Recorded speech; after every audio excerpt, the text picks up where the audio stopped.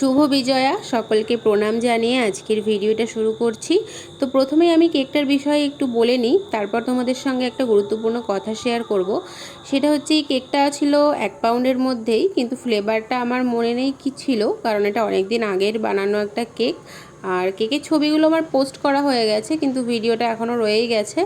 তো তোমাদের সঙ্গে শেয়ার করেই দিলাম, সম্পূর্ণটা দেখে জানি যে ডিজাইনটা তোমাদের কেমন লাগলো। আশা করি ভালো লাগবে। তো যে কথাটা তোমাদের সাথে আমি শেয়ার করতে চাইছি সেটা হচ্ছে, প্রায় অনেকেই আমাকে জিজ্ঞেস করেছো যে আমি ক্লাস করাই কি না, বা করাবো কি না, বা কবে থেকে শুরু করব এই বিষয়টা। ক্লাস করানোর কথাটা প্রায় অনেকেই আমাকে বলে থাকছো। তো সেটাই বলি যে আমি এখনও ক্লাসের বিষয়ে কিছু ভাবিনি, তবে আমার খুব ইচ্ছে আছে ভবিষ্যতে, ঠাকুরের ইচ্ছে থাকলে, তোমাদের আশীর্বাদ থাকলে অবশ্যই আমি নিশ্চয়ই শুরু করব। আমারও খুব ইচ্ছে আছে, কিন্তু একটা ক্লাস শুরু করলেই তো হলো না, সেটার জন্য একটা অবশ্যই সেট আপ করার ব্যবস্থা করতে হবে। আমি সেরকমভাবে তো তোমাদের শেখাতে পারবো না, তো সেই জন্য কিছুটা সময় আমার প্রয়োজন। তো সেগুলো হয়ে গেলে আমি অবশ্যই একটা না পরপর ক্লাস নেব আস্তে আস্তে, যদি মানুষের চাহিদা থাকে।